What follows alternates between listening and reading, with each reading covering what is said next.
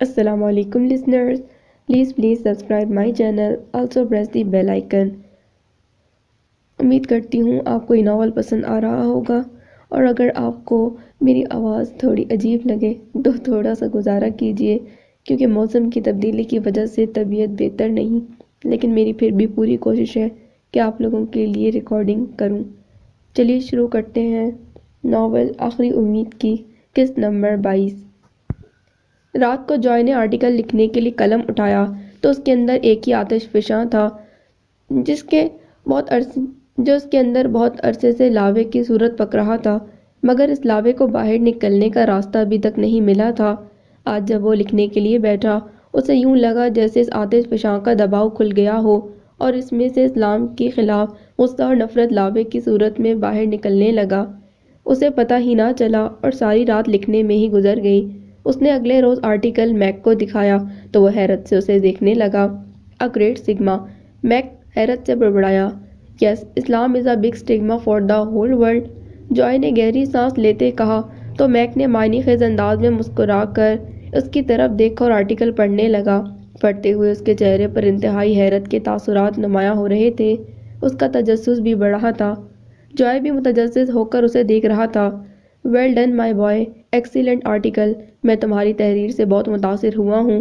तुमने इस्लाम को पूरी दुनिया के लिए ऐसा स्टिग्मा साबित करने की कोशिश की है जिसकी वजह से तमाम दुनिया सफ़र कर रही है।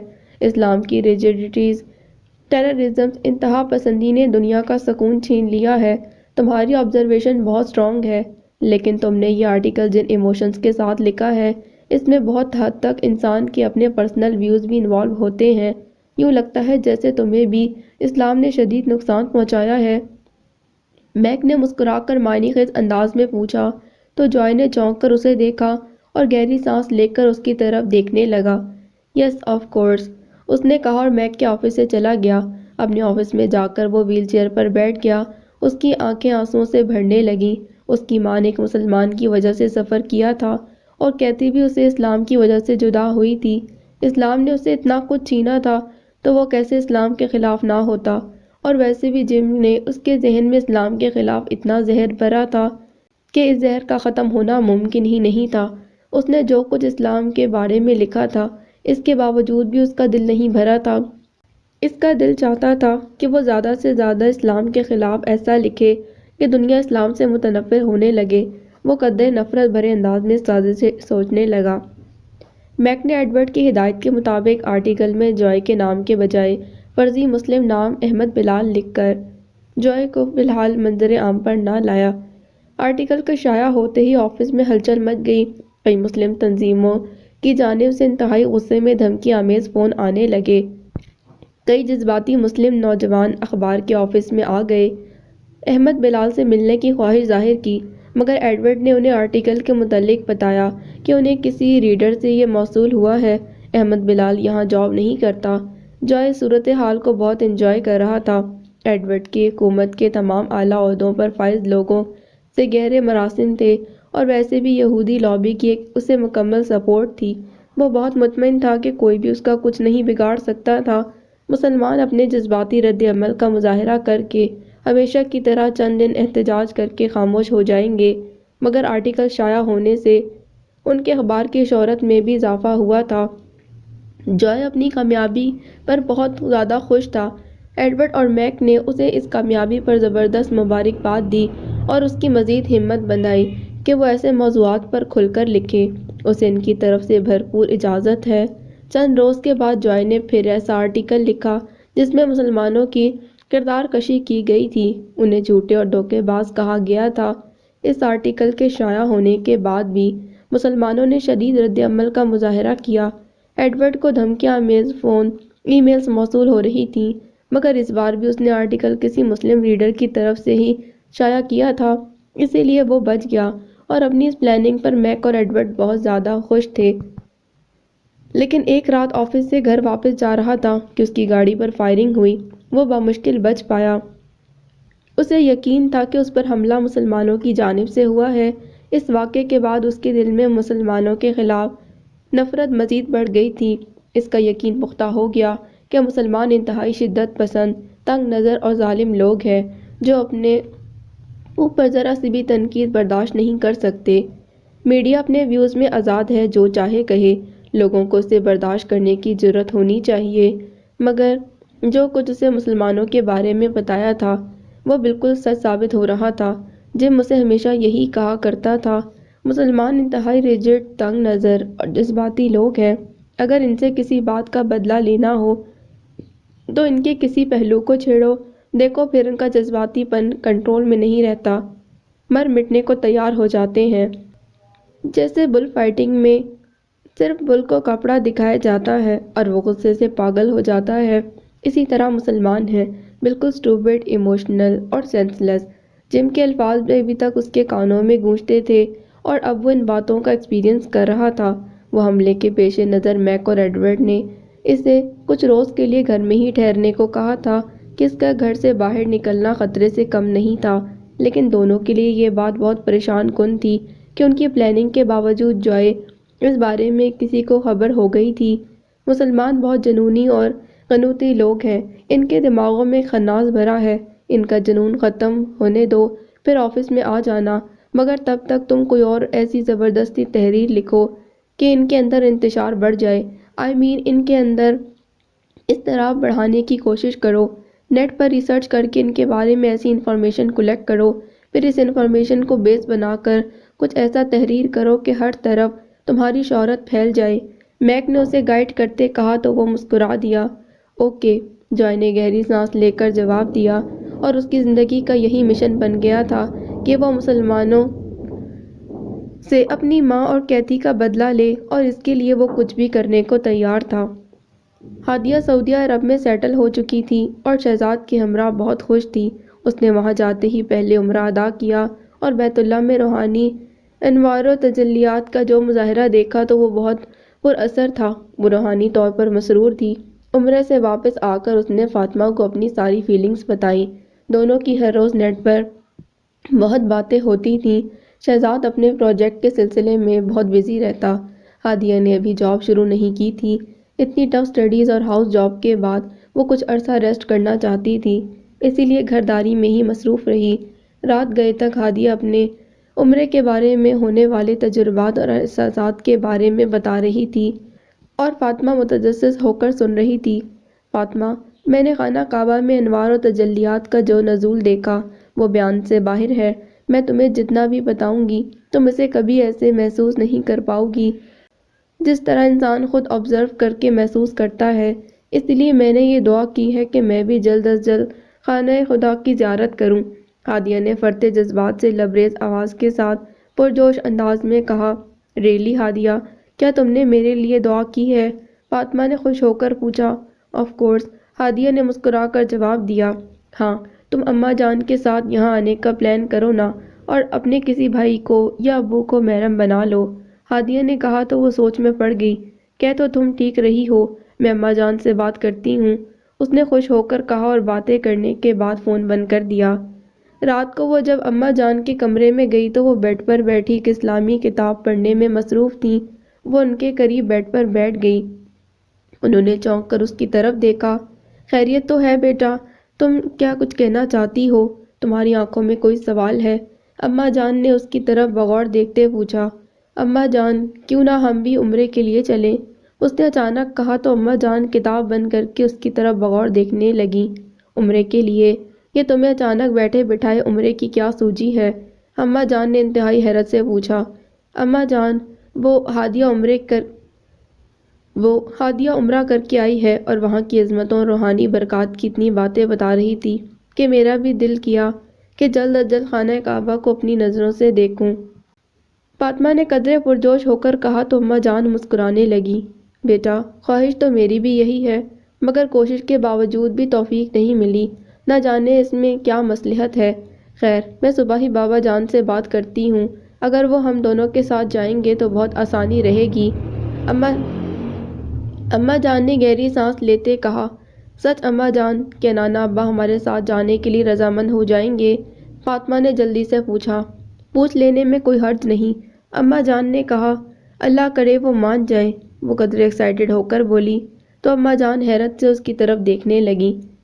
بیٹا تم آج بہت دنوں بعد مجھے یوں خوش دکھائی دے رہی ہو، ورنہ اماں جان آ بھر کر خاموش ہو گئیں۔ اماں جان میں واقعی بہت خوش ہوں، یہ بھی نہیں کہ عمرے کی میری کوئی بھی بہت دیرینہ خواہش تھی جو پوری ہونے جا رہی ہے، بس میں بہت زیادہ خوش ہوں اور وجہ بھی میں خود نہیں جانتی۔ وہ مسکرا کر بولی تو اماں جان مسکرا کر اس کی طرف دیکھنے لگیں۔ اچھا اللہ تمہاری خواہش جلدی پوری کرے، تم یوں ہی مسکراتی رہو، اماں جان نے دعائیہ انداز میں کہا تو وہ مسکرا دی۔ اماں جان نے اگلے روز مولوی صاحب سے بات کی تو وہ بھی بہت خوش ہوئے اور انہوں نے سب کے ویزوں کے لیے اپلائی کر دیا۔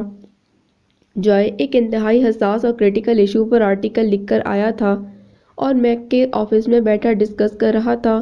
اس نے مسلم خواتین کے ویل یعنی نقاب کو انتہائی مضحکہ خیز انداز میں ڈسکس کیا تھا اور اس آرٹیکل کے ساتھ پارک میں ایک برقع پوش لڑکی کی وہ تصویر بھی لگائی جس کے پیچھے اس نے ٹائیگر چھوڑا تھا اور جس نے برقعے کے نیچے مختصر لباس پہن رکھا تھا۔ جوائے نے اس تصویر کے علاوہ مختلف مسلم عورتوں کے مضحکہ خیز اسکیچز بنائے تھے جن سے ان عورتوں کی تصحیح کے ساتھ ساتھ انسلٹ کی گئی تھی اور پردے کے تصور کی خوب دھچیاں اڑائی گئی تھیں۔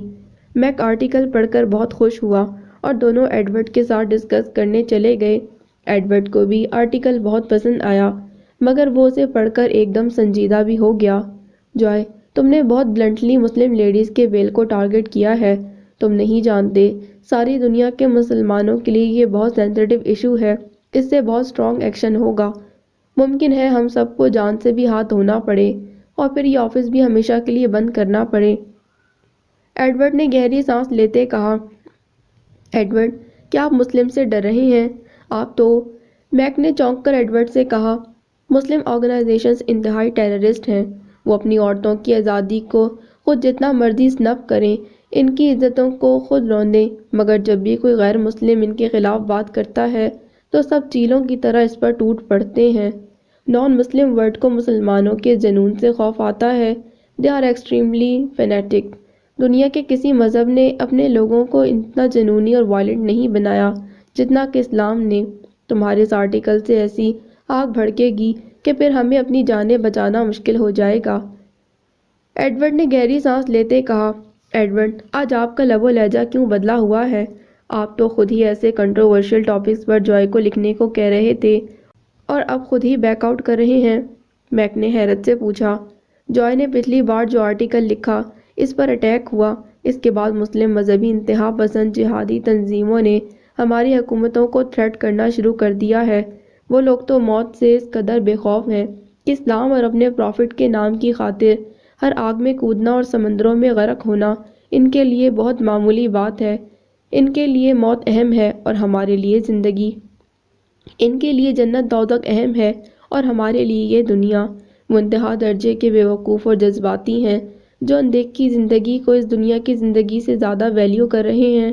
اپنے جسموں کے ساتھ بم باندھ کر کسی کو اڑانا ان کے لیے بہت معمولی واقعہ ہوگا مگر ہمارے لیے یہ سوچ ہی انتہائی خوفناک ہے۔ ایڈورڈ نے قدرے خوفزدہ لہجے میں اپنے چہرے پر ہاتھ پھیرتے کہا اور ٹیبل پر سے پانی کا گلاس اٹھا کر پیا۔ جوائے اس کے تاثرات دیکھ کر حیران ہو رہا تھا۔ کچھ روز پہلے یہ شخص اسلام دشمنی میں کس قدر کٹر تھا اور مسلمانوں کو تباہ کرنے کے پلانز بنا رہا تھا، اور اب اسلام سے انتہائی خوفزدہ ہو کر گھبرائے ہوئے لہجے میں باتیں کر رہا تھا۔ وہ ہمیشہ اپنے جیو ہونے پر فخر محسوس کرتا تھا، ایسا جیو جو مسلمز کو برباد کرنے کے لیے ہر قسم کی پلاننگ کر سکتا تھا، مگر اب مسلم تھریٹ سے اتنا گھبرا رہا تھا کہ اپنی ساری پلاننگ بدلنے پر مجبور ہو گیا۔ ایڈورڈ یہ آرٹیکل پوری دنیا میں تہلکہ مچا دے گا، میں تو کہتا ہوں اسے فوری طور پر شائع کروا دو۔ میک نے قدرے خفگی سے ایڈورڈ کی طرف دیکھتے کہا، تمہارے خیال میں کیا یہ میری خواہش نہیں، جبکہ میں یہ اچھی طرح جانتا ہوں کہ اس آرٹیکل کے شائع ہونے سے دنیا میں کیا ری ایکشن ہوگا، اس سے ہمارے اخبار اور کمپنی کا کتنا مالی فائدہ ہوگا۔ سب کچھ جاننے کے باوجود بھی میں ریلکٹنٹ ہوں، تو اس کے پیچھے کتنی بڑی بات ہوگی اور ریزنز کتنی اسٹرانگ ہوں گی، تم سوچ بھی نہیں سکتے۔ ایڈورڈ نے ہونٹ چباتے ہوئے آ بھر کر کہا تو میک اس کی طرف بغور دیکھنے لگا اور پھر گہری سانس لے کر خاموش ہو گیا۔ ایڈورڈ اور جوائے بھی کچھ دیر کے لیے خاموش ہو گئے۔ ایڈورڈ جیوز ہمیشہ ایک بات کی وجہ سے بہت سکسیسفل رہے ہیں، اور وہ ہے ان کی کنسپائریسی اینڈ پلاننگ۔ اگر ہم ڈائریکٹ ٹیک کی بجائے اس انداز میں مسلمز کو ہٹ کریں کہ ہمارا مقصد بھی حل ہو جائے اور ہم نشانہ بننے سے بھی باز رہیں تو کیا یہ اچھا نہیں ہے؟ میک نے پین گھماتے معنی خیز انداز میں ایڈورڈ سے کہا تو اس نے چونک کر اسے دیکھا اور جوائے بھی اس کی بات سن کر حیران ہونے لگا۔ کیا مطلب؟ ایڈورڈ نے چونک کر پوچھا۔ آج کل کے میڈیا میں لوگوں کی کہی ہوئی باتوں کا زیادہ اثر ہوتا ہے۔ اگر نان مسلم لیڈیز ویل پہن کر جوائے کے لکھے ہوئے ڈائلاگز اور سچویشنز پر کمنٹ کرتے ہیں تو وہ یوں ہی لگے گا کہ مسلم لیڈیز پر انتہائی جبر کیا جا رہا ہے اور ان کی آزادی کو سنف کرنے کی کوشش کی جا رہی ہے۔ ہم ایسی خواتین کے ویوز پر بیس کرتا ہوا آرٹیکل اپنے نیوز پیپر میں شائع کریں گے تو اس میں ہمارا مقصد بھی حل ہو جائے گا۔ ایڈورڈ، جوائے اور ہم سب بھی محفوظ رہیں گے۔ وہ کسی ایک شخص کا لکھا ہوا آرٹیکل نہیں ہوگا۔ میک نے رائے دی تو ایڈورڈ اس کی طرف بغور دیکھتے کچھ سوچنے لگا۔ اوکے، میرا خیال ہے یہ ٹھیک رہے گا۔ میک، تم اپنی کرسچین اینڈ جیو لیڈیز کو اس کام کے لیے تیار کرو۔ آئی ایم شیور مسلمز کے خلاف یہ پروپیگنڈا وار بہت کامیاب رہے گی۔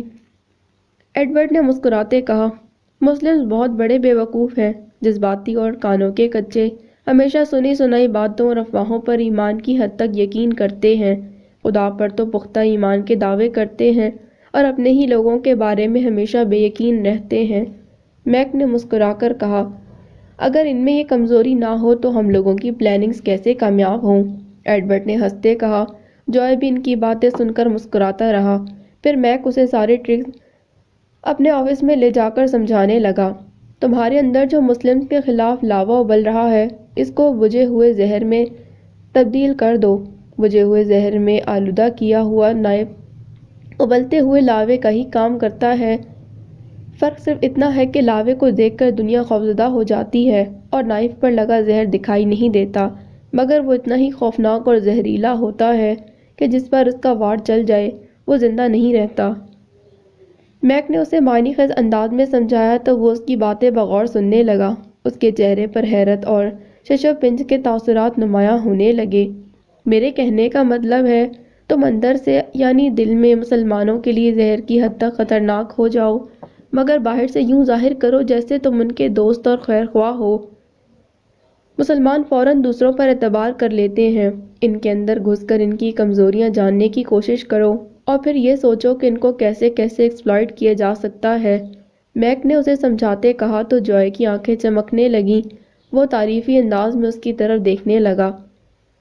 مائی ڈیئر، انسان کو اپنے مقصد حاصل کرنے کے لیے ہر قسم کی ٹرکس اپلائی کرنی چاہیے۔ کیا تم نے کبھی ہیومن برین کو دیکھا ہے؟ کتنا کمپلیکیٹڈ اسٹرکچر ہے، اس کا کچھ سمجھ میں نہیں آتا۔ اسی طرح اس کے اندر جنم لینے والی سوچیں ہیں جو دوسرے ذہن سے کبھی نہیں ملتی۔ اپنے ذہن کو اپنے قبضے میں کرو۔ تم اپنے برین کی سوچوں کو جن ٹریکس پر ڈالو گے وہ ویسا ہی سوچے گا۔ اپنے مائنڈ کو ٹرکی بناؤ گے تو ایسے ٹرکس بتائے گا کہ تم خود حیران رہ جاؤ گے۔ تم اپنے مائنڈ کو ڈیول ورک شاپ بنا لو، پھر دیکھنا کیسی شرارتی اور امیزنگ تھاٹس تمہارے ذہن میں آئیں گی۔ میک نے کہا اور جوائے اس کی باتیں سن کر مرعوب ہونے لگا۔ دونوں فیوچر پلاننگ کرنے لگے۔ فاطمہ نیٹ پر ہادیہ کے ساتھ چیٹنگ میں مصروف تھی کہ ہادیہ کو ایک ضروری کام سے تھوڑی دیر کے لیے آف لائن ہونا پڑا۔ فاطمہ بنت اسلام کے آئی ڈی سے میسنجر پر بات کر رہی تھی کہ اچانک جوائے کی نظر اسلام پر پڑی۔ اسے بنت کا مطلب معلوم نہیں تھا، لیکن اسلام پڑھ کر اس نے خود بخود اندازہ لگا لیا کہ جو کوئی بھی ہے اس کا اسلام کے ساتھ گہرا تعلق ہے، ورنہ نوجوان لڑکے لڑکیاں اپنے رومانٹک آئی ڈی رکھنا پسند کرتے ہیں۔ جوائے نے اسے ہائے لکھا۔ بنت اسلام کو معلوم نہ ہو سکا کہ وہ لڑکا ہے یا لڑکی۔ اس نے بھی اسے جواب میں ہائے لکھا۔ جوائے نے اس کے نام کا مطلب پوچھا۔ دی ڈاٹر آف اسلام، اسلام کی بیٹی۔ بنت اسلام نے مسکرا کر اسے لکھا۔ جوائے کو معلوم ہو گیا کہ وہ کوئی لڑکی ہے۔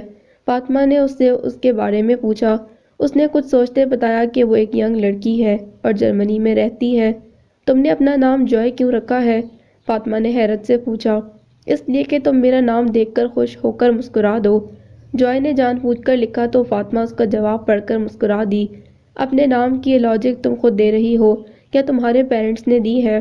فاطمہ نے مسکرا کر اس سے پوچھا۔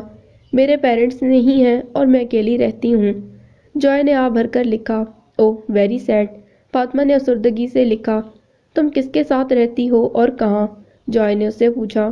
پاکستان میں اپنی فیملی کے ساتھ، اور میری فیملی بہت ریلیجیس ہے۔ تمہارا کیا مذہب ہے؟ فاطمہ نے پوچھا۔ کچھ نہیں، جوائے نے جواب میں لکھا۔ تو فاطمہ ایک دم چونکی۔ کیا مطلب؟ کیا تم کسی مذہب پر یقین نہیں رکھتی؟ فاطمہ نے حیرت سے پوچھا۔ نہیں، مجھے مذہب کی کبھی ضرورت پیش نہیں آئی، جوائے نے اسے لکھا۔ تو فاطمہ کو اس کا جواب انتہائی عجیب لگا۔ وہ زندگی میں پہلی بار کسی ایسی لڑکی سے بات کر رہی تھی جس کا کوئی مذہب نہیں تھا، اور وہ بہت سیٹسفائیڈ بھی تھی۔ پھر تم خدا پر یقین نہیں رکھتی ہوگی؟ فاطمہ نے حیرت سے پوچھا۔ ہرگز نہیں، مجھے کبھی اس کی ضرورت پیش نہیں آئی، جوائے نے لکھا۔ دکھ، تکلیف، بیماری اور مشکل میں تم کس کو مدد کے لیے پکارتی ہو؟ فاطمہ نے پوچھا۔ کسی کو نہیں۔ کیا تم بیماری میں اپنے خدا کو پکارتی ہو تو وہ تمہارے اسپیشل ڈاکٹر بھیجتا ہے، یا پھر کوئی سپر مین جو تمہاری پرابلمز دور کر دیتا ہے؟ جوائے نے قدرے طنزی انداز میں مسکراتے لکھا۔ تو فاطمہ کو اس کا سوال پڑھ کر دھچکا لگا۔ ہمارا خدا ہماری کس کس طرح مدد کرتا ہے، شاید تم کبھی اس پر یقین نہیں کرو گی، کیونکہ انسان جب کسی بات کو ماننا چاہتا ہے تو اس کی سینکڑوں ریزنز وجوہات دیتا ہے، اور اگر نہ ماننا چاہے تو ہزاروں ریزنز کو نہ مانے۔ اس لیے میں تم سے اپنے خدا کے بارے میں بحث نہیں کرنا چاہتی۔ فاطمہ نے اسے لکھا تو جوائے کو اس کا جواب کچھ عجیب سا لگا، کیونکہ اس نے سن رکھا تھا مسلم بہت ریجڈ اور پوزیسو ہوتے ہیں، اپنے مذہب، خدا یا نبی صلی اللہ علیہ وآلہ وسلم کے بارے میں کوئی بات نہیں سن سکتے۔ اس کا دل چاہ رہا تھا وہ اسے کسی طرح ٹیز کرے، اسے کچھ ایسا کہے کہ وہ اریٹیٹ ہو جائے، مگر میک نے اسے جس طرح گائیڈ کیا تھا، وہ مسلمز کے اندر گھس کر مسلمز کے راز جاننے کی کوشش کرے، ان کی کمزوریوں اور خامیوں کو اچھی طرح سمجھے اور پھر انہیں ایکسپلائٹ کرے۔ اسی لیے اس نے کچھ سوچتے اپنے آپ کو ہائپر نہ ہونے دیا۔ کیا تم اپنے خدا سے بہت محبت کرتی ہو؟ جوائے نے اس سے پوچھا۔ ہاں، اس میں کوئی شک نہیں، وہ مجھ سے اور میں اس سے محبت کرتی ہوں، فاطمہ نے لکھا۔ او ریئلی، سو اسٹرینج، وہ تمہیں کیسے محبت کرتا ہے؟ کیا وہ تمہیں حق کرتا ہے؟ جوائے اپنے آپ کو زیادہ ریزسٹ نہ کر سکا اور اسے ٹیز کرنے کے لیے جملہ لکھ دیا۔ تمہیں اس کے وجود کا، اس کے نام کا اور اس کی ہستی کا پتہ ہی نہیں، تو تمہیں کیا بتاؤں کہ وہ کیسے محبت کرتا ہے؟ اس لیے تم اس کے بارے میں کچھ ڈسکس نہ کرو تو بہتر ہے، فاطمہ نے اسے قطعیت سے لکھا۔ اوکے، پھر تم اپنے بارے میں کچھ بتاؤ۔ تم مجھے بہت اچھی لگی ہو اور میں تم سے فرینڈشپ کرنا چاہتی ہوں، کیا تم مجھ سے دوستی کرو گی؟ جوائے نے اس سے پوچھا تو وہ چونک گئی۔ کسی سے دوستی کرنے کے لیے اسے جاننا ضروری ہوتا ہے، اور میں تمہارے بارے میں کچھ بھی نہیں جانتی، فاطمہ نے صاف گوئی سے اسے لکھا۔ تو جوائے سوچ میں پڑ گیا کہ اسے کیسے یقین دلائے۔ اوکے، اگر میں تمہیں اپنی کوئی پکچر بھیجوں تو تمہیں یقین آ جائے گا نا؟ جوائے نے لکھا۔ آئی ڈونٹ نو کہ مجھے تم پر ٹرسٹ کرنا چاہیے یا نہیں، فاطمہ نے اسے لکھا۔ میں تم سے کچھ مانگ تو نہیں رہی، پھر ٹرسٹ کیسا؟ جوائے نے جواب دیا۔ دوستی کا رشتہ بہت نازک ہوتا ہے، ٹرسٹ کے بغیر نہیں چل سکتا، فاطمہ نے کہا۔ پھر بتا دو کہ تم مجھ پر کیسے ٹرسٹ کر سکتی ہو، جوائے نے پوچھا۔ تم مجھ سے جھوٹ کبھی مت بولنا، تم جو بھی ہو مجھے صاف صاف بتا دو، فاطمہ نے لکھا۔ تو جوائے اس کا جواب پڑھ کر سوچ میں پڑ گیا کہ اسے کیسے یقین دلائے۔ اس نے اپنے موبائل میں سے کیتھی کی مسکراتی پکچر اسے سینڈ کر دی۔ کیتھی کی اسمائل بہت خوبصورت تھی اور اس کا خوبصورت چہرہ کھلی کتاب کی طرح تھا۔ فاطمہ نے اس کی تصویر دیکھی تو مسکرا دی۔ کیا تم اب بھی مجھ پر یقین کرو گی؟ جوائے نے مسکرا کر پوچھا۔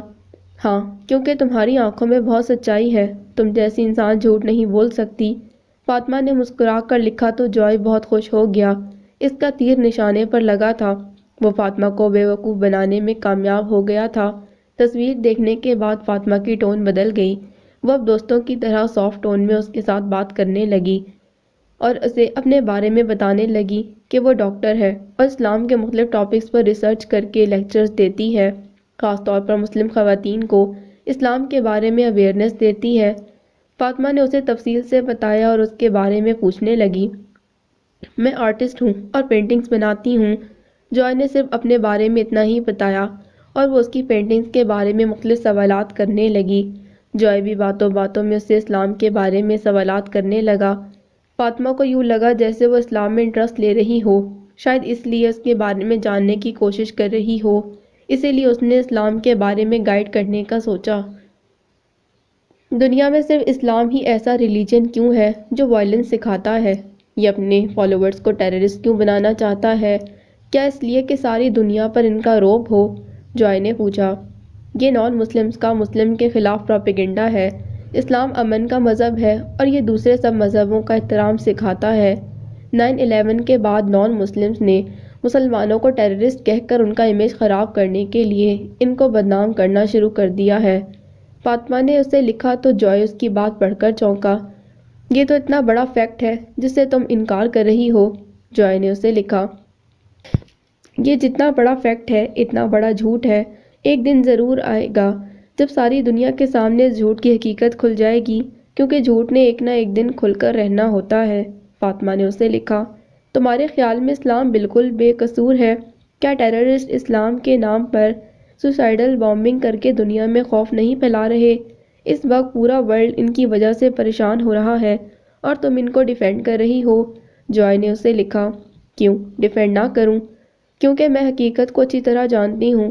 مجھے ایک بات بتاؤ، اس وقت دنیا میں 40 سے زیادہ مذاہب ہیں، جن میں عیسائیت پہلے نمبر پر، دوسرے پر اسلام، اور صرف امریکہ میں ہر سال 20,000 لوگ مسلمان ہو رہے ہیں، اور اسی طرح اسلام یورپ میں اور مغرب میں بہت تیزی سے پھیل رہا ہے۔ کیوں تمہارے خیال میں کیا لوگ اپنے پیسفل ریلیجن چھوڑ کر وائلنٹ اور ٹیررسٹ بننے کے لیے اسلام قبول کر رہے ہیں؟ فاطمہ نے پوچھا تو جوائے ایک دم چونک کر بوکھلا گیا اور سوچ میں پڑ گیا۔ ہرگز نہیں، کبھی سارا یورپ مل کر مسلمانوں کو بروٹس، کلرز، فنڈامنٹلسٹ، فیسسٹ اور نہ جانے کیا کچھ کہتا ہے۔ اسلام کو اپنے لیے بہت بڑا خطرہ سمجھ کر the European defence league and the united state defence league اپنے نوجوانوں سے ممبرشپ لے رہی ہیں کہ یہ کہہ کر کہ اسلام انتہا پسندی ہمارے حقوق، ہماری آزادی اور ہماری زندگیوں کے لیے بہت بڑا خطرہ ہے۔ کیوں اتنی بڑی سپر پاورز کو اسلام سے ہی کیوں خطرہ ہے؟ دنیا میں اور بھی تو مذاہب ہیں، صرف سب اسلام سے ہی کیوں ڈر رہے ہیں؟ فاطمہ نے خفگی سے پوچھا تو جوائے کے پاس اس کی بات کا کوئی جواب نہ تھا۔ وہ کافی دیر خاموش رہا تو فاطمہ نے اسے اپنا ای میل بھیجا کہ اگر اسے جواب مل جائے تو اسے بتا دے۔ جوائے کو اس کے سوال نے بہت بری طرح بوکھلا دیا تھا اور وہ بے حد کنفیوز ہو رہا تھا۔ اسے اندازہ نہیں تھا کہ بنت اسلام اس سے یہ سوال کرے گی۔ وہ سونے کی بھی کوشش کرتا تو وہ الفاظ اس کے اندر مسلسل گونجنے لگتے۔ اسے یوں محسوس ہو رہا تھا جیسے وہ سوال اس کے دماغ کے خلیوں کے ساتھ چمٹ گیا ہو، اس کے لاشعور میں کہیں اٹک گیا ہو۔ وہ بے انتہا مضطرب اور پریشان ہونے لگا۔ اس نے تنگ آ کر وسکی کا گلاس پیا اور اپنے آپ کو ریلیکس کرنے کی کوشش کرنے لگا، مگر تھوڑی دیر بعد وہ اور زیادہ جنونی ہونے لگا۔ اس کا اضطراب مزید بڑھنے لگا۔ ساری رات اسی کیفیت میں گزر گئی۔ صبح جب وہ مدہوش پڑا تھا تو میک کی کال اس کے موبائل پر آنے لگی۔ اسے کوئی نوٹس نہ لیا۔ کافی دیر بعد جب اس کی طبیعت کچھ بہتر ہوئی تو اس نے خود میک کو کال کی۔ جوائے تم کہاں غائب ہو؟ میری کال کیوں نہیں لے رہے تھے؟ میک نے قدرے خفگی سے پوچھا۔ میں سو رہا تھا، میری طبیعت تو ٹھیک نہیں، جوائے نے جواب دیا۔ اوکے، تم ابھی آفس پہنچو، میں نے تمہارے آرٹیکل کے سلسلے میں کچھ جیو لیڈیز کے انٹرویوز ریکارڈ کر لیے ہیں، ان کی فوٹوگرافز بھی لے لی ہیں۔ آئی ایم شور تمہارا آرٹیکل تہلکہ مچا دے گا، میک نے خوش ہو کر بتایا تو جوائے نے آپ بھر کر گہری سانس لی اور خاموش رہا۔ کیا بات ہے جوائے، تم خوش نہیں ہوئے؟ میک نے پوچھا۔ وہ میری طبیعت، وہ رک رک کر بولا۔ اوکے، لیکن تم جلدی آنے کی کوشش کرو، میک نے کہا اور موبائل آف کر دیا۔ جوائے کا دل بہت پریشان ہو رہا تھا۔ اس نے کافی دیر بعد اپنے آپ کو کمپوز کیا اور میک سے ملنے اس کے آفس چلا گیا۔ میک بہت خوش دلی سے مسکرا کر اسے ملا، مگر جوائے چہرے سے بہت اداس لگ رہا تھا۔ کیا بات ہے، تم کچھ اپسیٹ لگ رہے ہو؟ میک نے اس کی طرف بغور دیکھتے سوال کیا۔ ہاں، ایک سوال میرے ذہن میں گونج رہا ہے اور مجھے بہت اپسیٹ کر رہا ہے۔ جوائے نے اس کی طرف دیکھا اور گہری سانس لے کر خاموش ہو گیا۔ کیا؟ میک نے چونک کر پوچھا۔ ہمارا اخبار صرف مسلمز اور اس کے خلاف ہی کیوں لکھتا ہے، کرسچنز یا اور مذاہب کو ٹارگٹ کیوں نہیں بناتا؟ جوائے نے بلا واسطہ انداز میں پوچھا تو میک نے ایک دم چونک کر اس کی طرف دیکھا۔ تم آج یہ سوال کیوں پوچھ رہے ہو؟ میک نے حیرت سے پوچھا۔ بس یوں ہی ذہن اس بات پر الجھنے لگا تھا، جوائے نے آ بھر کر کہا۔ میں نے تمہیں کہا تھا کہ اپنے ذہن کو ٹرک سوچنے پر لگاؤ، نہ کہ الٹے سیدھے سوالات میں الجھنے کو۔ میک قدرے درشت لہجے میں بولا۔ کیا ذہن کی سوچیں انسان کے اپنے بس میں ہوتی ہیں؟ بس ایک سوال ذہن میں پیدا ہو گیا تو میں نے آپ سے پوچھ لیا، جوائے نے گہری سانس لیتے کہا۔ اپنے ذہن کو ایسی باتیں سوچنے سے روکو ورنہ… میک نے خفگی سے کہا۔ ورنہ کیا؟ جوائے نے حیرت سے پوچھا۔ اکثر ایسی الٹی سیدھی باتیں ذہن کا فطور بن جاتی ہیں اور پھر انسان جنونی اور پاگل ہو جاتا ہے، میک نے غصے سے کہا۔ جیسے جنونی مسلمز ہوتے ہیں؟ جوائے نے سوال کیا تو میک نے چونک کر اسے دیکھا۔ آج تم مجھے واقعی بہت اپسیٹ لگ رہے ہو، جاؤ گھر جا کر آرام کرو، جب تمہارا دماغ رائٹ ٹریک پر آ جائے تو پھر میں تم سے بات کروں گا، میک نے خفگی سے کہا اور فائلز اٹھا کر آفس سے باہر چلا گیا۔ جوائے حیرت سے اسے دیکھتا رہ گیا۔ میں نے کوئی عجیب یا مشکل سوال نہیں پوچھا جو میک یوں غصے میں آ گیا ہے۔ مجھے سمجھ نہیں آ رہا کہ میرے سوال میں ایسی کیا بات ہے کہ میک کا رویہ اور لب و لہجہ مجھ سے فوراً بدل گیا ہے۔ اس نے آ بھر کر سوچا اور آفس سے باہر چلا گیا۔ فریحہ اور شبینہ نے آہستہ آہستہ آمنہ کو اردو بولنا اور سمجھنا سکھا دیا تھا اور وہ خود بھی اردو بولنے اور سمجھنے کی کافی کوشش کرتی تھی۔ عبدالرحمن اپنے آرٹ اسکول میں کافی بزی رہتا اور آمنہ گھر میں جمیلہ، حاجرہ اور شبنم کے ساتھ مصروف رہتی۔ وہ جمیلہ کے کاموں میں ہاتھ بٹانے کی کوشش کرتی تو حاجرہ اور شبنم کو ناگوار گزرتا کہ اسے آئے ہوئے ابھی چند دن ہوئے ہیں اور وہ گھر کی مالکن بننے کے خواب دیکھ رہی ہے۔ انہوں نے تو کبھی جمیلہ کے کہنے پر بھی کوئی کام نہیں کیا تھا، جب دل چاہتا تو اپنی مرضی سے کام کرتی، ورنہ جمیلہ خود ہی کچن میں مصروف رہتی۔ جمیلہ خود صحت مند تھیں اور کام کرتے نہ تھکتی تھیں۔ آمنہ کو اتنے کام تو نہ آتے تھے مگر وہ پھر بھی سارا وقت اس کے ساتھ کچن میں چھوٹے موٹے کاموں میں مصروف رہتی۔ ان باتوں سے جمیلہ کے دل میں آمنہ کے لیے بہت محبت پیدا ہونے لگی تھی، اور جب جمیلہ اس کے فیور میں بولتی یا کسی مہمان کے سامنے اس کی تعریفیں کرتی تو وہ دونوں ناک منہ چڑھا کر ایک دوسرے کو دیکھتی رہتی اور وہاں سے اٹھ جاتی۔ آہستہ آہستہ انہوں نے باقاعدہ طور پر آمنہ کے خلاف محاذ بنا لیا، جس سے آمنہ بالکل بے خبر تھی۔ وہ تو ہر ایک کے ساتھ بہت محبت سے پیش آنے کی کوشش کرتی مگر ان لوگوں کے دلوں میں اس کے لیے کدورت بڑھتی جا رہی تھی، جس کا اظہار وہ گاہے بگاہے اپنے شوہروں کے سامنے کرتی تھیں۔ عبدالوہاب قدرے سنجیدہ مزاج انسان تھا اور ویسے بھی گھر کا بڑا ہونے کے ناطے وہ مسائل کو الجھانے کی بجائے سلجھانے کی کوشش کرتا۔ حاجرہ جب اس کے کان بھرتی تو وہ نرمی سے اسے سمجھاتا کہ وہ ان باتوں کو ایشو مت بنائے۔ آمنہ یہاں مہمان بن کر آئی ہے، جتنا عرصہ اس نے رہنا ہے اس کے ساتھ محبت سے پیش آؤ تاکہ وہ اس وقت کو ہمیشہ یاد کرے۔ مگر حاجرہ اس پر الٹا برس پڑتی کہ وہ خواہ مخواہ اس کی حمایت کر رہا ہے۔ وہ کوئی مہمان بن کر نہیں آئی بلکہ وہ تو اس گھر کی مالکن بننے کے منصوبے بنا کر آئی ہے۔ حاجرہ کی اس بات پر عبدالوہاب غصے میں آ جاتا اور اسے ڈانٹنے لگتا۔ وہ اسے چڑھانے کے لیے اس پر الزامات لگانے لگتی کہ وہ بھی اپنے بھائی کی طرح آمنہ کی گوری چمڑی اور شکل پر مرنے لگا ہے۔ نہ جانے اس میں کیا سحر ہے کہ وہ سب کو اپنا عاشق بنا لیتی ہے۔ عبدالوہاب کو اس کی باتیں سن کر بے انتہا غصہ آتا اور وہ غصے میں پاؤں پٹکتا باہر چلا جاتا۔ حاجرہ غصے میں بڑبڑاتی رہ جاتی۔ عبدالرؤف شوقین مزاج اور دل پھینک طبیعت کا مالک تھا۔ وہ تو پہلے ہی آمنہ کو بھرپور نظروں سے دیکھنے کا عادی تھا اور گاہے بگاہے شبنم کے سامنے عبدالرحمن کی خوش قسمتی کے قصیدے پڑھتا کہ عبدالرحمن کتنا خوش نصیب ہے، اتنی خوبصورت اور خوبصیرت بیوی ملی ہے، اس کا بس چلے تو وہ بھی باہر کے ملک جا کر میم کر کے لائے۔ شمیم پہلے ہی معمولی شکل و صورت کی تھی مگر اتنے فیشن کرتی تھی کہ ہر وقت اس کا چہرہ میک اپ سے اٹا رہتا۔ ڈارک کلرز کی لپسٹک لگا کر وہ گھر میں گھومتی رہتی۔ وہ اپنی کم صورتی کو میک اپ کی رنگ برنگی شیڈ سے کور کرنے کی کوشش کرتی مگر پھر بھی آمنہ کے سامنے اپنے آپ کو کمتر محسوس کرتی تھی، اور جب عبدالرؤف آمنہ کے حسن اور سادگی کی تعریفیں کرتا تو وہ خود بخود کمپلیکس میں آ جاتی۔ وہ وقتی طور پر تو عبدالرؤف کے ساتھ لڑ جھگڑ کر خاموش کروا دیتی مگر اندر ہی اندر آمنہ سے جلتی رہتی۔ اس کا بس نہ چلتا تھا کہ کس طرح آمنہ کو گھر سے باہر پھینک دے، اور یہی احساسات ہاجرہ کے بھی تھے۔ دونوں بیٹھ کر اس کے خلاف چہمہ گوئیاں کرتیں اور اس کے وہاں سے جانے کے لیے خوب دعائیں کرتیں۔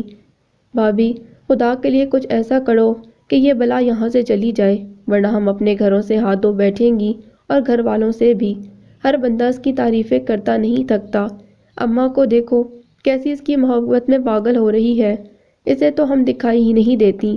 عبدالرؤف الگ سے دیوانہ بنا بیٹھا ہے۔ نادانستہ شبنم کے منہ سے نکلا تو حاجرہ نے ایک دم چونک کر اسے دیکھا۔ ہے واقعی؟ حاجرہ نے حیرت سے آنکھیں پھیلاتے ہوئے کہا۔ او ہو، میرے منہ سے نکل گیا۔ اس نے بوکھلا کر بات چھپانے کی کوشش کی۔ مجھے تو پہلے ہی عبدالرؤف پر شک تھا، کئی بار میں نے خود اسے آمنہ کو گھورتے دیکھا ہے۔ میں سمجھی شاید میرا وہم ہے، مگر اب یقین ہو گیا ہے۔ حاجرہ نے آہ بھر کر کہا تو شبنم کی آنکھوں سے ٹپ ٹپ آنسو گرنے لگے۔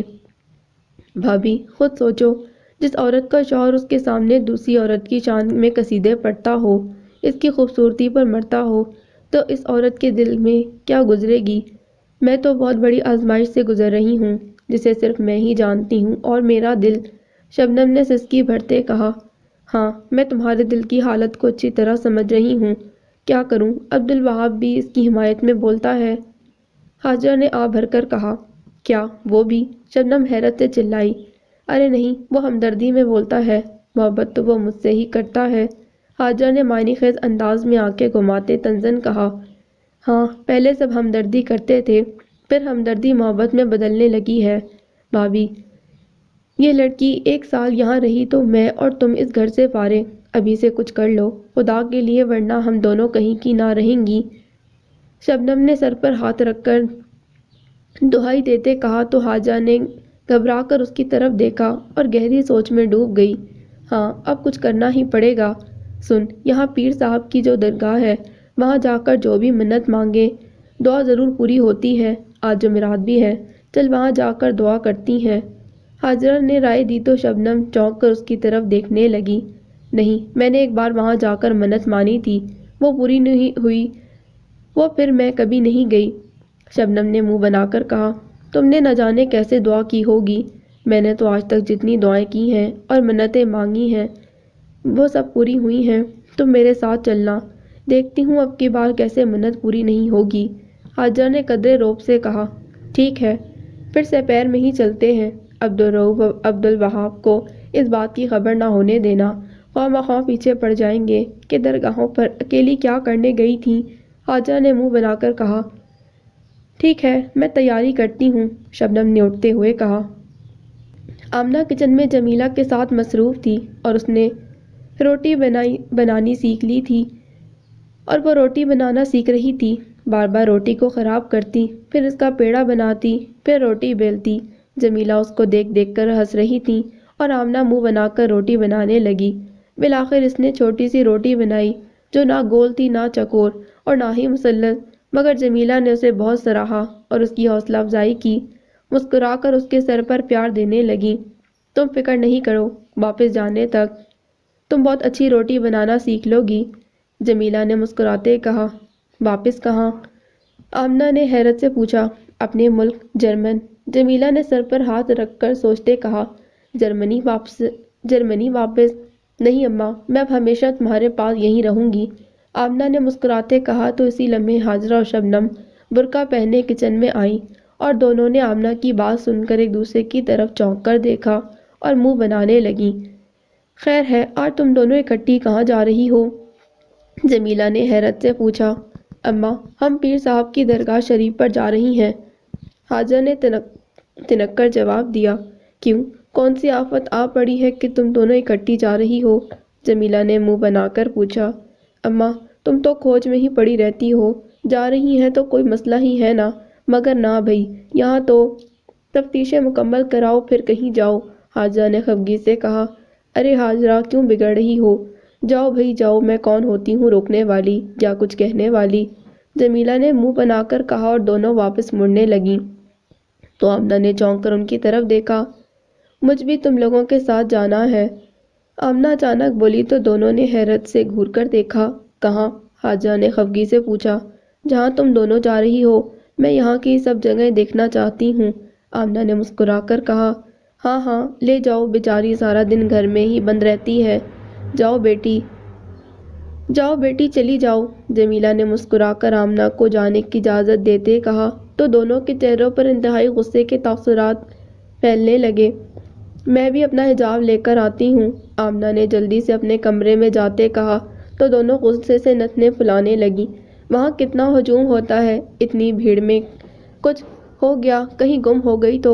شبنم نے غصے سے جمیلہ کی طرف دیکھتے کہا، ساری دنیا جاتی ہے اکیلی، اس نے ہی بھیڑ میں گم ہونا ہے، اور اس کے جانے کا سن کر تم دونوں کے چہرے پر پیلیا کیوں پڑ گیا ہے؟ درگاہ جا رہی ہو یا پھر کہیں اور؟ جمیلہ نے منہ بنا کر معنی خیز انداز میں پوچھا تو دونوں اسے غصے سے گھور کر رہ گئی۔ تھوڑی دیر بعد آمنہ حجاب لپیٹ کر باہر آ گئی اور دونوں ایک دوسرے کی طرف غصے اور بے بسی سے دیکھنے لگیں۔ چلو اب جاؤ اور سنو، آمنہ کا خاص خیال رکھنا، یہ یہاں نئی نئی ہے، اور سنو مغرب سے پہلے گھر آ جانا۔ تینوں لڑکے گھر آ گئے تو میں سب کو سمجھانے سے رہی، جمیلہ نے انہیں ہدایت کرتے کہا تو وہ منہ بنا کر اس کے ہمراہ باہر چلی گئیں۔ درگاہ پر لوگوں کا کافی رش تھا اور لوگ چوک در چوک درگاہ پر حاضری کے لیے آ رہے تھے اور درگاہ پر پھول اور چادریں چڑھا رہے تھے۔ آمنہ شبنم اور حاجرہ کے ساتھ درگاہ میں داخل ہوئی تو حاجرہ نے انتہائی عقیدت میں درگاہ پر ماتھا ٹیکنا شروع کر دیا، مزار کو چومنے لگی، اس کی چادر کو آنکھوں سے لگاتے سجدہ کرنے لگی۔ آمنہ حیرت سے اس کی طرف دیکھنے لگی اور پریشان ہونے لگی۔ شبنم نے بھی جب سجدہ کرنا شروع کیا تو اس نے ایک دم شبنم کو پیچھے سے ہٹایا۔ یہ تم کیا کر رہی ہو؟ کیا تم اسے سجدہ کر رہی ہو؟ یہ کتنا بڑا گناہ ہے! آمنہ قدرے بلند آواز سے چلائی تو سب لوگ حیرت اور غصے سے اسے دیکھنے لگے۔ شبنم کا تو خون ہی کھولنے لگا۔ یہاں آئی ہو تو چپ چاپ کھڑی رہو ورنہ باہر چلی جاؤ، اس نے آمنہ کا بازو قدرے مروڑتے کہا تو وہ گھبرا کر اسے دیکھنے لگی۔ ہاں جاؤ باہر جا کر بیٹھو، حاجرہ نے بھی غصے سے ڈانٹتے کہا تو وہ منہ بناتی باہر چلی گئی۔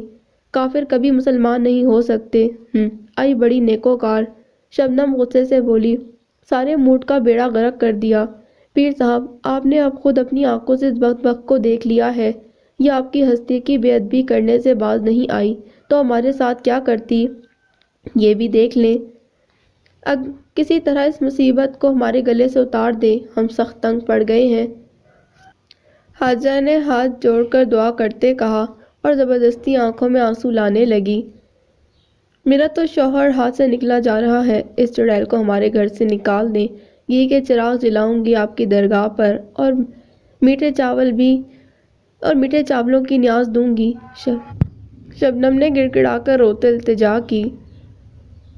جب وہ باہر آئیں تو آمنہ کہیں دکھائی نہ دی، دونوں پریشان ہونے لگیں۔ بھائی یہ مصیبت کہاں چلی گئی؟ مغرب کا وقت ہو رہا ہے اور اماں نے جلدی آنے کو کہا تھا۔ شبنم نے پریشان ہو کر ادھر ادھر دیکھتے کہا تو حاجرہ بھی پریشان ہونے لگی۔ چلو اسے ڈھونڈتے ہیں، حاجرہ نے کہا اور دونوں پریشان اور بدحواس ہو کر ادھر ادھر تلاش کرنے لگیں۔ ایک جانب نیاز کے چاول بانٹے جا رہے تھے، لوگ تبرک لینے کے لیے ایک دوسرے پر پل پڑ رہے تھے۔ آمنہ انہیں حیرت سے دیکھتی وہاں چلی گئی۔ جب ہجوم قدرے کم ہوا تو ایک آدمی نے آگے بڑھ کر اس کے ہاتھ میں کاغذ پر گرم چاول رکھ کر اسے پکڑانے چاہے تو حیرت سے اسے دیکھتی رہی۔ آدمی نے مسکرا کر معنی خیز انداز میں اسے دیکھا اور اس کا ہاتھ اپنے ہاتھ میں پکڑنا چاہا تو اس نے گھبرا کر اپنا ہاتھ پیچھے ہٹایا۔ آدمی کے ہاتھ میں پکڑے چاول نیچے گر گئے۔ یہ تو نے کیا کر دیا؟ کتنا بڑا گناہ کیا ہے، تبرک کو نیچے گرا دیا، خدا کی پناہ تجھے خدا غارت کرے، آدمی غصے سے بولا تو وہاں موجود لوگ بھی اسے برا بھلا کہنے لگے۔ آمنہ حیرت سے ان کی طرف دیکھنے لگی۔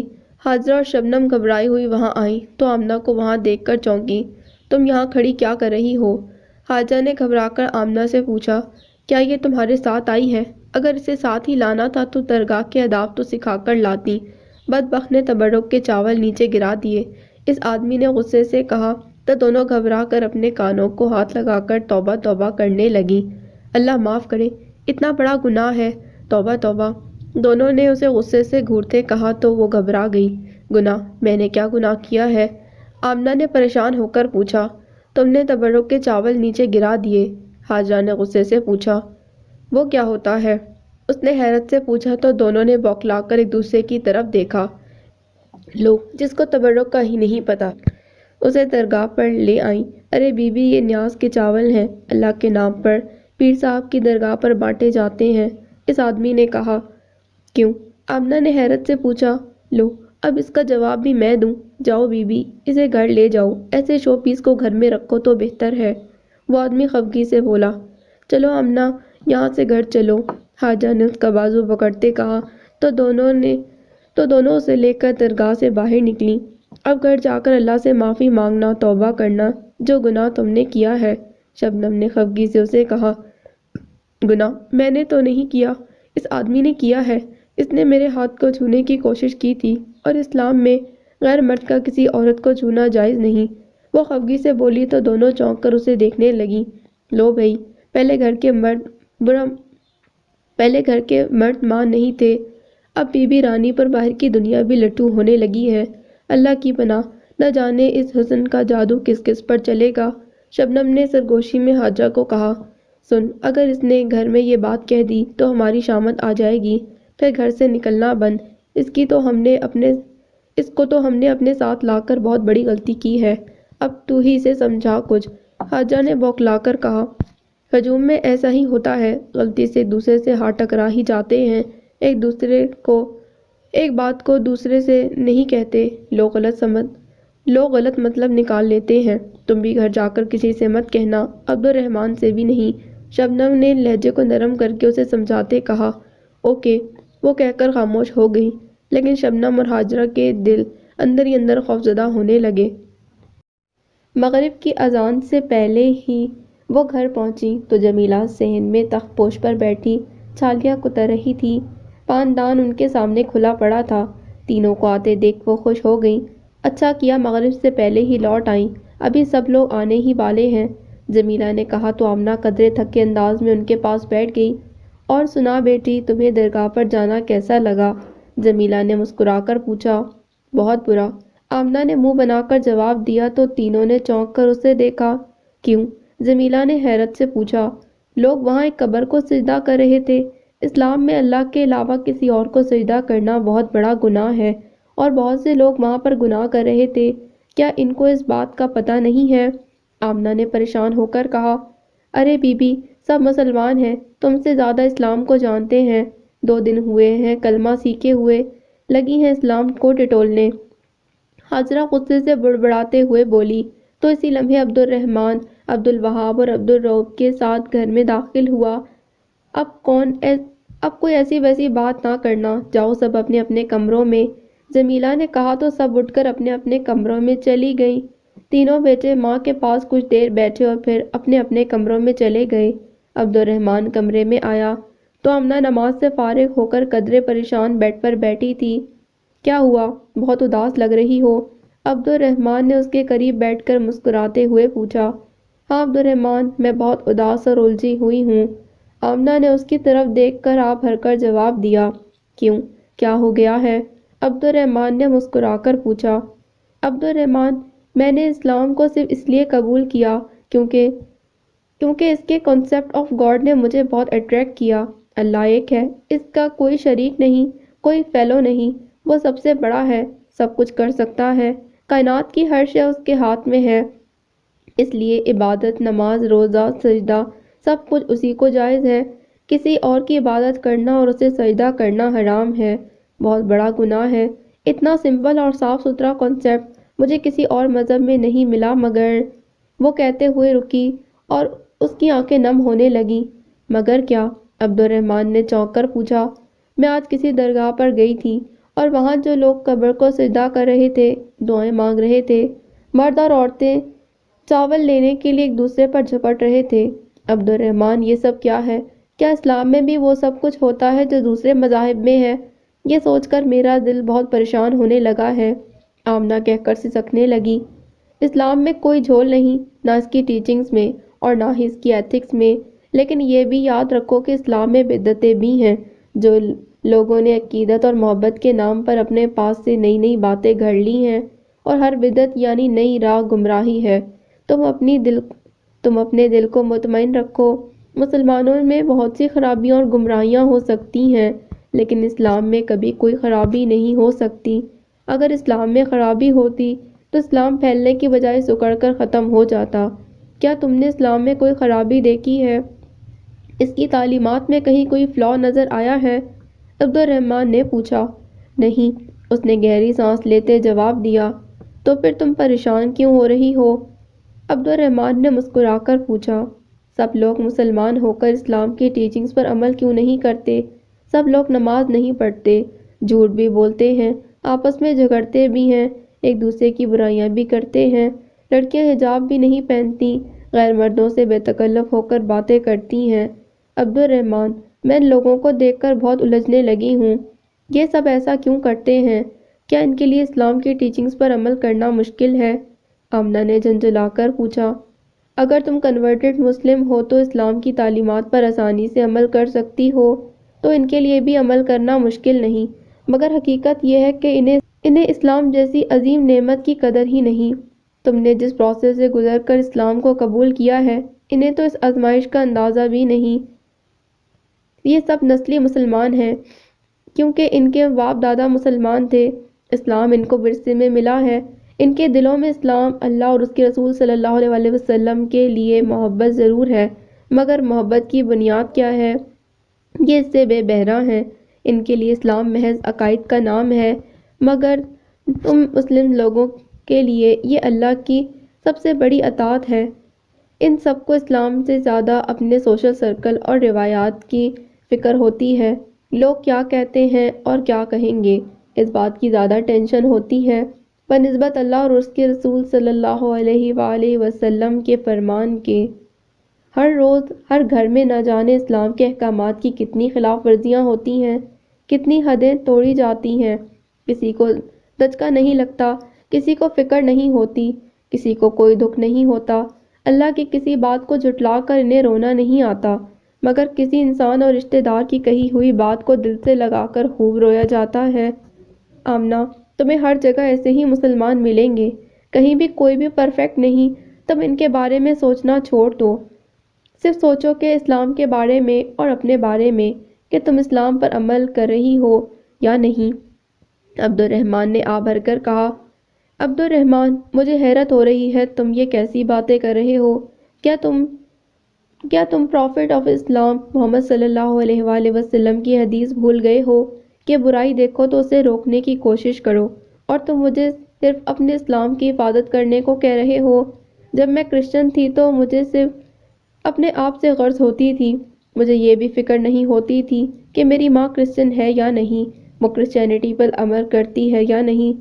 سب چرچ جاتے تھے اور پریئر کر کے آ جاتے تھے، کسی کو کسی کی پرواہ نہیں ہوتی تھی، مگر جب سے میں مسلم ہوئی ہوں تو نہ جانے کیا ہو گیا ہے کہ میں جب کسی کو اسلام کے خلاف عمل کرتے دیکھتی ہوں تو پریشان ہو جاتی ہوں۔ میں چاہتی ہوں کہ سب اسلام پر عمل کریں، اس میں سب کے لیے کامیابی ہے۔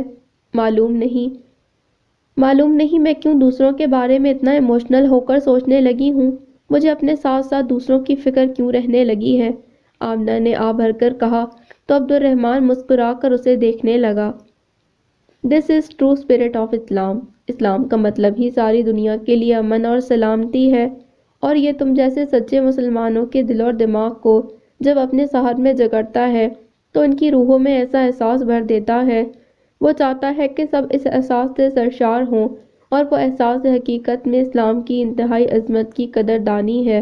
اگر سب لوگ ویسا ہی محسوس کرنا شروع کر دیں جس طرح تم کر رہی ہو، تو یہ دنیا یہی جنت بن جائے گی۔ مگر یہ بھی حقیقت ہے کہ اللہ ہر ایک کو ہدایت نہیں دیتا، بعض لوگوں کے دلوں پر ایسی مہریں لگا دیتا ہے کہ وہ سچ کو سچ مانتے ہوئے بھی قبول نہیں کرتے۔ یہی حال آج کل کے مسلمانوں کا ہے، ان کی اکثریت سب کچھ جانتے ہوئے بھی اس پر عمل نہیں کرتی۔ اس گھر کی مثال ہی لے لو، سب تمہیں نمازیں پڑھتے دیکھتے ہیں، مگر خود پڑھنے کے لیے نہیں اٹھتے، تمہیں دیکھ کر منہ بسوڑتے ہیں، باتیں بھی کرتے ہیں کہ تم نئی مسلم ہو اسی لیے ایسا کر رہی ہو۔ یہ باتیں کہتے انہیں ذرا سی بھی شرمندگی نہیں ہوتی کہ اگر تم مسلمان ہو تو وہ بھی تو مسلمان ہیں؟ مگر عبد الرحمن نے افسردگی سے آہ بھری اور خاموش ہو گیا، اس کی آنکھیں نم ہونے لگیں۔ عبد الرحمن تم بہت افسردہ ہو رہے ہو، آمنہ نے پریشان ہو کر پوچھا۔ ہاں، بہت دکھ ہوتا ہے اپنے مسلمانوں کی بے عملی، بد اعتقادی اور مذہب سے دوری دیکھ کر، عبد الرحمن نے آبر کر کہا۔ عبد الرحمن ہم دوسروں کو سمجھانے کی کوشش تو کر سکتے ہیں، تم مایوس نہ ہو، ہم اپنے گھر کے لوگوں کو سچا اور پکا مسلمان بنانے کی کوشش کرتے ہیں، آمنہ نے پر امید لہجے میں کہا تو اس کی آنکھوں میں چمک اور چہرے پر امید دیکھ کر وہ مسکرا دیا۔ فریحہ کے کالج میں فنکشن تھا اور وہ بہت اہتمام سے تیار ہو رہی تھی۔ اس نے پنک کلر کی سلیو لیس شرٹ پہن رکھی تھی جو انتہائی چست تھی اور اس کے ساتھ ٹراؤزر، لیکن دوپٹے کے بغیر وہ بہت ادھوری اور نامکمل لگ رہی تھی۔ پتلے پتلے سانولے بازوؤں کو اس نے ویکس کرنے کے بعد میک اپ سے نکھارنے کی بہت کوشش کی تھی، مگر پھر بھی وہ بہت آڈ لگ رہی تھی۔ اس نے میچنگ جولری نکال کر دیکھی تو منہ بسوڑنے لگی۔ وہ اپنے کمرے میں آئینے کے سامنے کھڑی ہو کر اپنے آپ کو خوب بنانے سنوارنے میں مصروف تھی۔ شبینہ بھی اپنے کالج جانے کے لیے تیار ہو رہی تھی۔ وہ ڈریس چینج کر کے کمرے میں آئی تو فریحہ کو دیکھ کر چونکی۔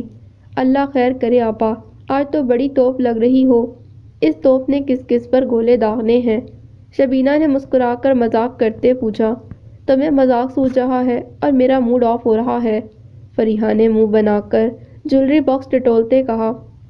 کیوں، کیا ہوا؟ شبینہ نے چونک کر پوچھا۔ اس ڈریس کے ساتھ میچنگ جولری نہیں مل رہی، کیا کروں؟ فریحہ نے جولری باکس پرے دھکیلتے کہا۔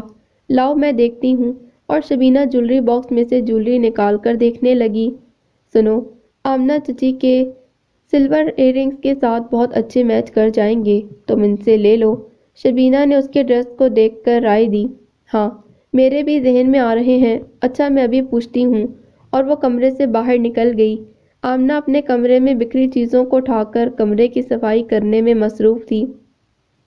فریحہ مسکراتی اس کے کمرے میں داخل ہوئی تو آمنہ اس کے لباس کو دیکھ کر چونکی۔ ہائے چچی، کیسی ہیں آپ؟ ایکچولی وہ مجھے آپ کے سلور ایئر رنگز چاہیے، وہ اس ڈریس کے ساتھ میچ کرتے ہیں، آج میرے کالج میں فنکشن ہے نا اس لیے، فریحہ نے مسکراتے کہا تو آمنہ نے گہری سانس لے کر اسے دیکھا اور اپنے بیگ میں سے ایئر رنگ نکال کر اسے دیے۔ تھینک یو، فریحہ نے مسکرا کر کہا اور وہاں سے جانے لگی۔ سنو فریحہ، آمنہ نے اسے پیچھے سے آواز دی تو فریحہ نے مڑ کر اسے دیکھا۔ کیا تم یوں ہی یونیورسٹی جاؤ گی، حجاب کے بغیر؟ آمنہ نے حیرت سے پوچھا۔ حجاب اور اس ڈریس کے ساتھ؟ سو فنی، میں نے تو اس کے ساتھ دوپٹہ نہیں لینا، حجاب کیوں لوں گی، ساری بیوٹی خراب ہو جائے گی، فریحہ نے ہنستے ہوئے ہونٹ سکوڑ کر کہا۔ کیا تم مسلم عورت نہیں ہو، اور مسلم عورت کے لیے اللہ نے کیا حکم دیا ہے، کیا تم نہیں جانتی؟ آمنہ نے سنجیدگی سے کہا۔ کم آن چچی، سب جانتی ہوں، پلیز میرا موڈ خراب مت کریں، ہر وقت اسلام اسلام کی باتیں، ہمیں بھی سب کچھ پتہ ہے، پلیز آپ ہمیں اتنا سمجھانے کی کوشش مت کیا کریں، آپ بہت ہی ریجڈ ہیں، فریحہ نے غصے سے کہا اور ایئر رنگ بیڈ پر پھینک کر چلی گئی۔ آمنہ پریشان ہو کر دیکھنے لگی۔ اسے عبد الرحمن کی باتوں پر یقین آنے لگا۔ یہ لوگ خود جان بوجھ کر اسلام پر عمل نہیں کرنا چاہتے، اور جو عمل کرتے ہیں اسے ریجڈ کہتے ہیں۔ اسلام پر صرف اس حد تک عمل کرتے ہیں جب تک وہ ان کی زندگیوں، ان کے فیشنیبل لائف سٹائل اور خواہشات میں رکاوٹ نہیں ڈالتا۔ اسلام صرف ایک علامت، ایک شناخت بن کر رہ گیا ہے۔ اصل اسلام کہاں کھو گیا ہے؟ وہ آ بھر کر سوچنے لگی۔ فریحہ انتہائی غصے میں پاؤں پٹکتی ہوئی اپنے کمرے میں گئی تو ہاجرہ وہاں کھڑی شبینہ کے ساتھ باتیں کر رہی تھی۔ فریحہ کو منہ پھلائے دیکھ کر چونکی۔ کیا ہوا، سچ سنور کر اب منہ کیوں پھلا رہی ہو؟ ہاجرہ نے حیرت سے پوچھا۔ آمنہ چچی کی اسلامی نصیحتوں نے ہماری زندگی عذاب کر دی ہے، یہ نہ کرو وہ نہ کرو، یہ اسلام کے خلاف ہے، اف خدایا ہم کہاں جائیں، اب تو اپنے گھر میں ہی رہنا عذاب ہو گیا ہے، انہوں نے مسلم ہو کر ہمارے سر پر کوئی احسان نہیں کیا، اب ہمیں کیوں اپنے جیسا بنانا چاہتی ہیں، حجاب لو، دوپٹے کے بغیر کہاں جا رہی ہو؟ امی، آپ نے ہمیں کبھی منع نہیں کیا، یہ کون ہوتی ہیں ہم پر حکم چلانے والی؟ فریحہ نے غصے سے بولتے ہاجرہ کو کہا تو اس کے چہرے پر انتہائی غصے کے تاثرات نمایاں ہونے لگے۔ اس نے تو سب کی زندگیوں کو عذاب میں ڈال رکھا ہے، میری اولاد پر یہ کون ہوتی ہے حکم چلانے والی، پوچھتی ہوں میں اسے، ہاجرہ غصے سے بولتی باہر جانے لگی تو شبینہ نے روکا۔ امی، بات بڑھانے کا کوئی فائدہ نہیں، چھوڑیں دفع کریں۔ شبینہ نے کہا، تم اس کی زیادہ چہیتی مت بنو، جانے دو امی کو۔ فریحہ غصے سے بولی تو اسی وقت عبدالوہاب کمرے میں آیا۔ تم لوگ اتنا شور کیوں کر رہی ہو؟ کیا قیامت آ گئی ہے؟ وہ خفگی سے بولا۔ اپنے باپ کو بتاؤ، یہ تو اس کی حمایت میں بولے گا۔ ہاجرہ غصے سے عبدالوہاب کو دیکھ کر بولی تو عبدالوہاب نے حیرت سے شبینہ سے وجہ پوچھی تو وہ اسے بتانے لگی۔ فریحہ منہ بنا کر رونے لگی۔ کہا تو اس نے ٹھیک ہی ہے، تم اپنا لباس دیکھو، کیا تم واقعی کسی مسلمان گھرانے کی بیٹی لگ رہی ہو؟ تم لوگوں کو شرم آنی چاہیے کہ وہ ایک نو مسلم ہو کر تو مسلمانوں کو نصیحت کر رہی ہے، اسلام کی تعلیمات کے بارے میں بتا رہی ہے۔ فریحہ، تم نے آج مجھے بہت شرمندہ کرایا ہے، اور ہاجرہ، تم ماں ہو کر بیٹی کے لباس کے بارے میں تربیت نہیں کر سکی۔ تم جیسی مائیں ہی بچوں کو مذہب سے دور رکھ رہی ہیں اور بیزار بھی کر رہی ہیں۔ عبد الرحمن نے غصے سے سب کو ڈانٹا۔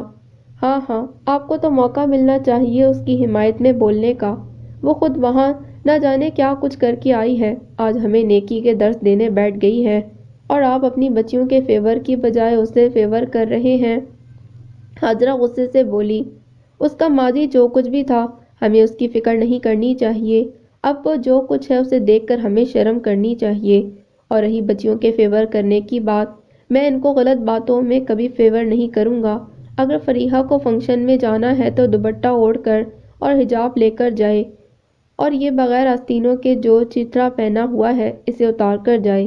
تم ماں بن کر اسے یہ نہیں بتا سکتی کہ عورت کا ستر کتنا ہوتا ہے؟ اگر تم نہیں بتا سکتی تو میں بتاتا ہوں کہ اس کا پورا بازو ننگا نہیں ہونا چاہیے سوائے ہاتھوں کے۔ عبدالوہاب نے غصے سے فریحہ کا بازو پکڑتے کہا تو فریحہ کو غصے کے ساتھ شرمندگی ہونے لگی۔ ہاجرہ کا پارا بھی ہائی ہونے لگا۔ آج تک آپ نے بچیوں کے ساتھ یہ رویہ نہیں اپنایا، اور اب آپ… ہاجرہ نے غصے سے دانت کچکچاتے کہا، میں نے خاموش رہ کر بہت بڑی غلطی کی، کبھی تم لوگوں کو نہیں روکا ٹوکا، اور آج تم نے میرا سر شرم سے جھکا دیا۔ آج کے بعد تم میں سے کوئی بھی حجاب کے بغیر گھر سے باہر نہیں جائے گا، یہ بات شبنم اور آسمہ کو بھی بتا دینا۔ عبدالوہاب نے غصے سے کہا اور کمرے سے باہر چلا گیا۔ میں فنکشن میں نہیں جاتی، اتنے شوق سے پہلی بار سلیو لیس شرٹ سلوائی ہے، مصیبت نے آج ہی لیکچر دینا تھا۔ فریحہ غصے سے بولتے ڈریس چینج کرنے واش روم کی طرف جانے لگی۔ ہاجرہ بھی غصے سے باہر چلی گئی۔ اوفو آپا، کیوں بات کا بتنگڑ بنا رہی ہو؟ اس ڈریس کے اوپر بڑا سا دوپٹہ لے لو گی تو کوئی قیامت آ جائے گی۔ شبینہ نے قدر نرمی سے کہا، اچھا، جو رات بھر میں بازوؤں کو ویکس کر کے صاف کرتی رہی، یہ میچنگ چوڑیاں اور کڑے لائی، یہ سب بڑے دوپٹے میں چھپ جائیں گی، اور اوپر سے حجاب لے کر بڑی اماں بن کر فنکشن میں جاؤں گی تو سب لوگ میرا کتنا مذاق اڑائیں گی۔ میں جاتی ہی نہیں، وہ غصے سے بڑبڑاتے ہوئے بولی۔ آپا، تمہیں لوگوں کی دوستوں کی باتوں کی فکر ہے، ابو کی ناراضگی کی کوئی فکر نہیں۔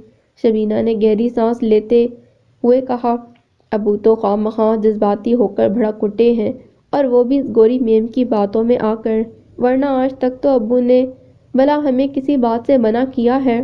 فریحہ غصے سے بولی، نہ ابو نے غلط باتیں کہی ہیں اور نہ ہی آمنہ چچی نے، تمہارے ننگے بازوؤں کو دیکھ کر مجھے شرم آ رہی ہے، اور شرٹ کی فٹنگ تو دیکھو، سب کچھ بری طرح نمایاں ہو رہا ہے، معلوم نہیں تمہیں اس میں کیا اچھا لگ رہا ہے۔ سچ، جب تمہارا بازو پکڑ کر دکھا رہے تھے ابو، تمہاری ساری بغل صاف دکھائی دے رہی تھی، میں نے تو شرم سے نظریں ہی نہ اٹھائیں۔ شبینہ منہ بنا کر خفگی سے بولی، اچھا اچھا، اب تم بھی مجھے لیکچر مت دو، میں بھی اپنا اچھا برا خوب سمجھتی ہوں، سب کو میں ہی بے شرم اور بے پردہ دکھائی دینے لگی ہوں۔ اگر تمہیں سلیو لیس شرٹ کبھی نہیں جچتی تو اس میں میرا کیا قصور ہے؟ فریحہ نے خفگی سے منہ بنا کر کہا تو شبینہ نے اسے گھور کر دیکھا اور اپنی کتابیں اٹھا کر حجاب لیا، دوپٹے کو ٹھیک طرح سے لیا اور کمرے سے باہر چلی گئی۔